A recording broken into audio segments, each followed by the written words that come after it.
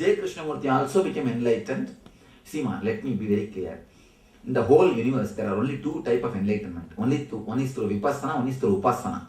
All these Upasana guys, they became enlightened under the banyan tree.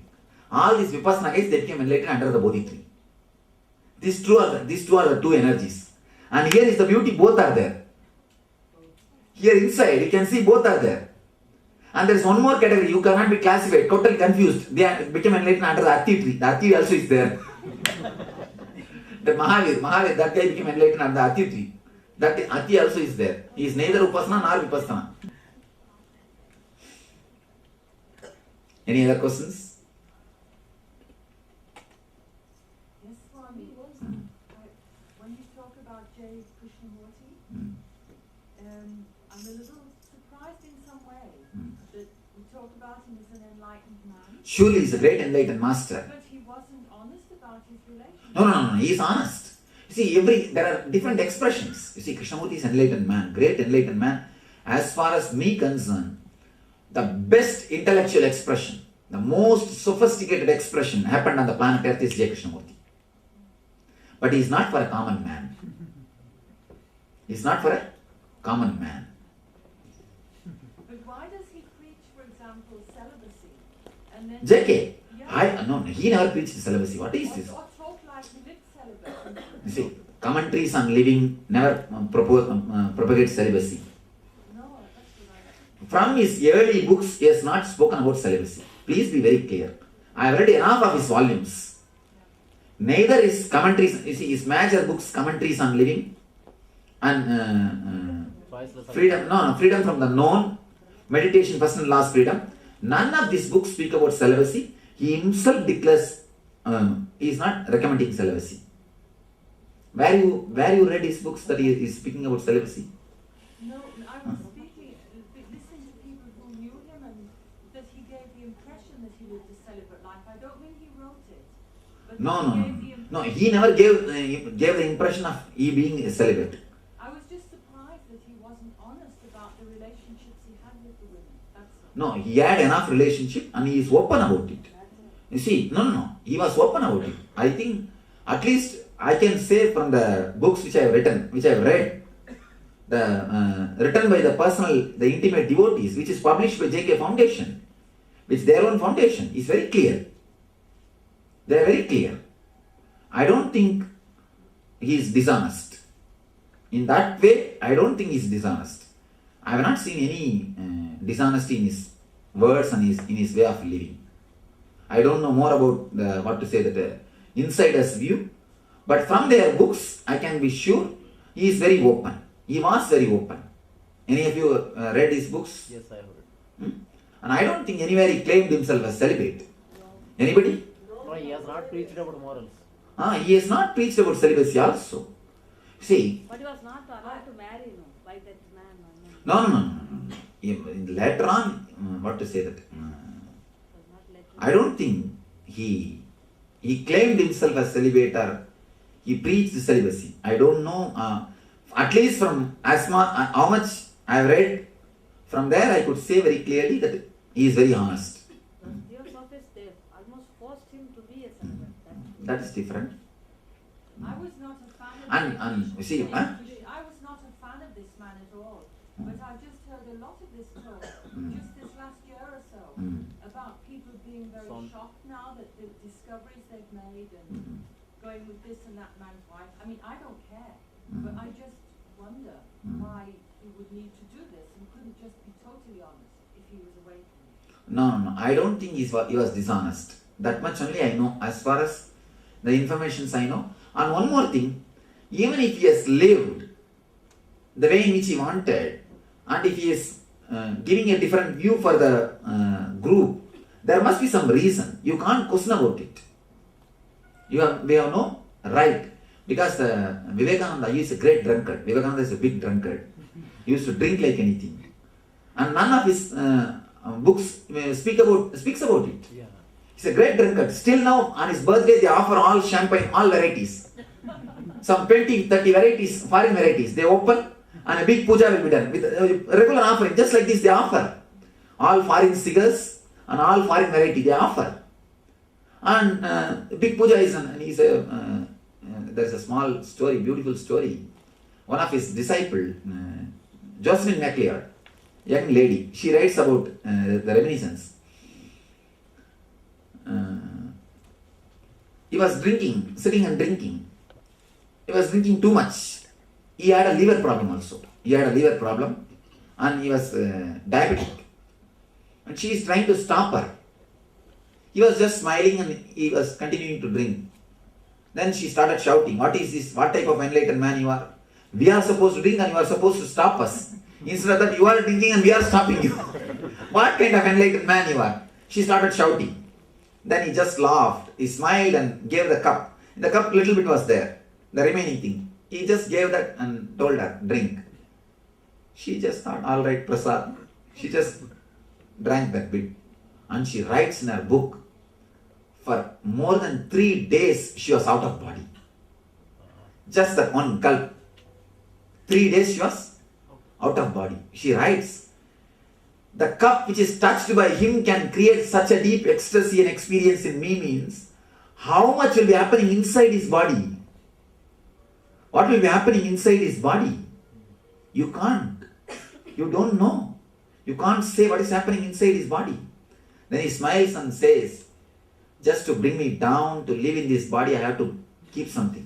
I myself met a Swami, an enlightened master, a great saint in the Himalayas.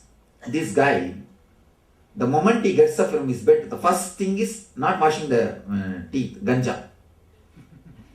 Great master, such a wonderful man. If you are around him, you will feel that energy. Enlightened man. The first thing is ganja.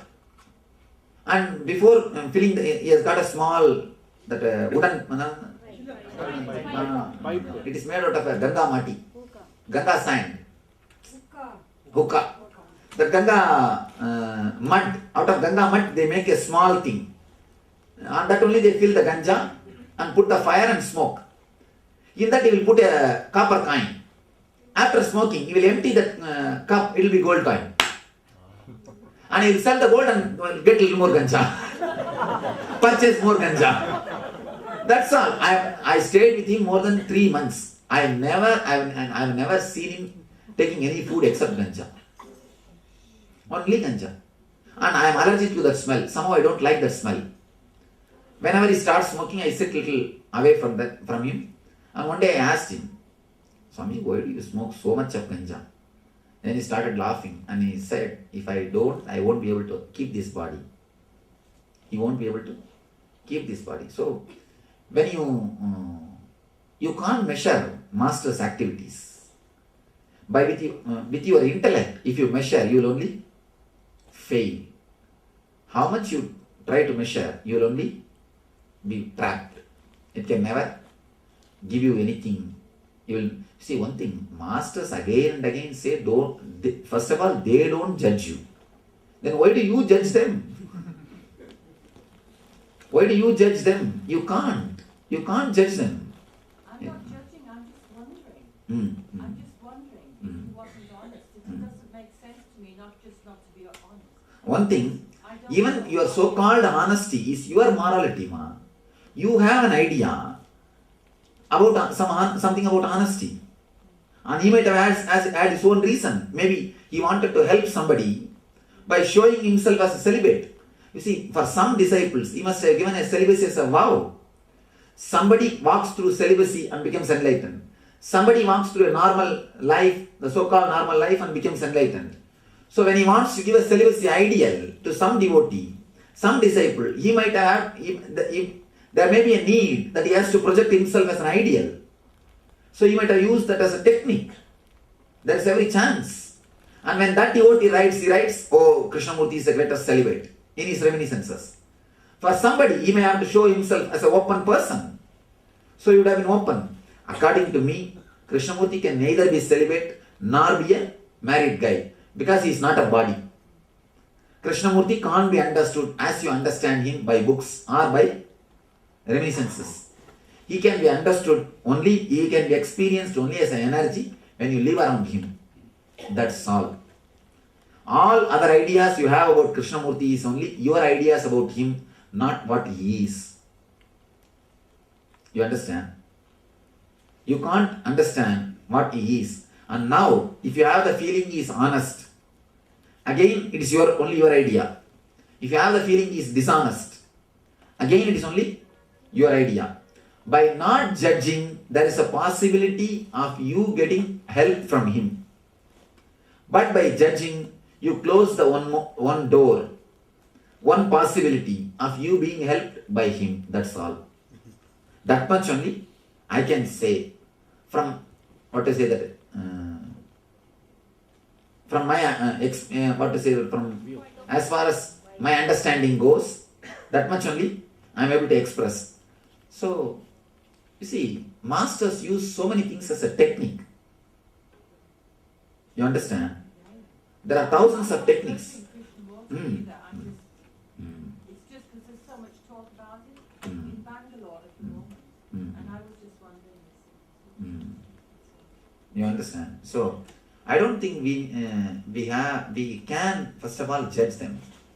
We can't judge these people. We can't judge these guys. So many magazines have written Ramakrishna as homosexual. You know, I read the magazines, which is written, published in those times. Now they say Jesus is not a celibate. He has an issue, magnetic. And that book, wonderful book. What is that book? No. Yes. That book written by that guy name. Yes, I got the book. Somebody presented that book to me. I read the book. It's on. Actually, I was going through one portion, but a lot of things which he says makes sense. Makes sense. So there is every chance. What are you going to do by knowing it? Finally, when I came to that part where his downfall of his I was just wondering if he was enlightened, how he could not foresee that. So you know that he had a downfall. The empire just vanished over the few years' time. Oh, Baba. The whole empire is created in few years' time. No, I mean it was the whole basis of that was. For you it is four color. For him it is only black and white. For you it is a four color, so you say downfall. For him it is just a black and white. If anybody, first be very clear, if anybody else who had 99 Rolls Royce and if he is taken away from his Rolls Royce, he would have become mad. Simply by not becoming mad, he proves he is enlightened. Nothing else needs to be a proof. After living with 99 Rolls Royce and 4 jet, everything is taken away and he is simply smiling. That is enough. Nothing else is necessary. Nothing else is necessary. If somebody snatches your chain tomorrow when you walk in the Bangalore road, snatches a chain, Depression. understand, will you be able to retain the smile? And surely 99 Rolls Royce is much more valuable than a chain. That is simply a proof. Nothing else needs to be. There is no need for any other proof. This is the downfall. You see, according to me, the whole thing is worthy for you, not for him. You consider he has been raised and he had a downfall. All those things are your consideration, not from his view. I don't think he had any downfall. He had any downfall. Again, he re-established also. And even if he has not re-established, there is no need. No need to bother about it. So, even a shift from being Bhagavan Rajneesh to Osho Rajneesh should be as simple as you saying. That the problem is now you see there are so many issues getting raised. That is the reason I do not want to answer even these questions. Could it be like you saying that I don't want Paramahamsa, just put Nithyananda? Probably Maybe every individual feels his own way. And one thing, do you feel helped by reading his books? Then he is enlightened. Forget about why do you measure him. If you are not being helped, then forget about him. Drop his books and he is not enlightened. Be very clear. If you are helped, then why do you bother he should be enlightened or not? And what do you know about enlightenment? First come out with me. What do you know about enlightenment? Nothing. Then simply Why do you do so much of Comparative study. comparative study? Simply BULL. All your comparative study. What can you do? Simply nothing can be done. Waste of time. Simply waste of time. And simply they pull the whole structure. Let me tell a small incident. This should be told actually. In one place, we had a camp. It's a remote forest. It was a remote forest. And I had one cottage to stay. This side, few cottages, all ladies are accommodated. This side, few cottages, all men are accommodated. The opposite is the bathroom. You have to walk at least half a kilometer to go to bathroom. Any of you heard this story already? Okay, choose. Let me narrate this story. Only then you will be able to understand how your judgments are shaken by the masters. And the place is bear haunted. Bear haunted, very dangerous. Lot of snakes, and it's a forest region. So program is going on. One day night, one lady, she came from their cottage, and she went to the bathroom in the midnight. So some male has seen, who is not our devotee, who is staying in the compound. He has seen. And next day he is trying to interrogate her with a sort of a dirty mood. You understand what I say? Yeah. All of you understand the situation. Next day morning he is interrogating her. How you are coming out of Swamiji's cottage in the midnight. You are coming from Swamiji's cottage. He doesn't know that this is the way. And this is the way they should walk. And he is interrogating her, and she is trying to give reasons. She is feeling a little awkward. What to say, because she never thought that this guy will ask this type of questions, and she was feeling a little uncomfortable. How to justify or give any reason. And she was just trying to explain him. No, it is from my cottage, I have to walk only like this. And it is a long distance, we have to come only here.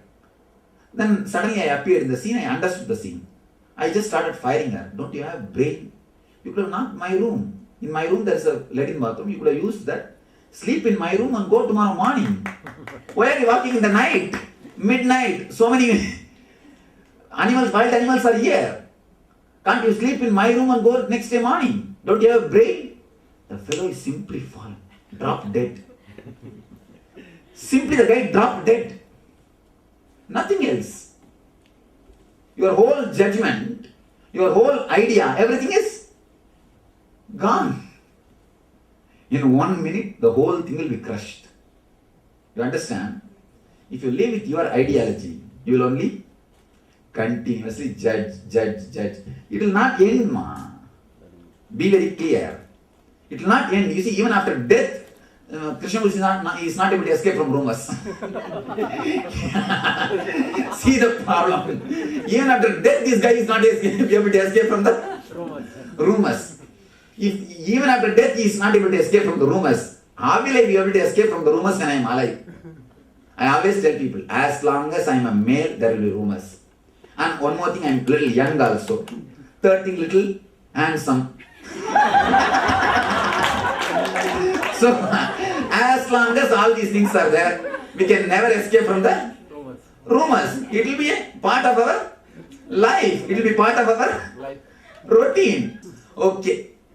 Let us work on our energies and desires. I think all of you understood the story, what I said about this interrogation and me suddenly entering. Huh? Yes, incident, that's what I am telling, not a story. It's a history, ma, not a story, history.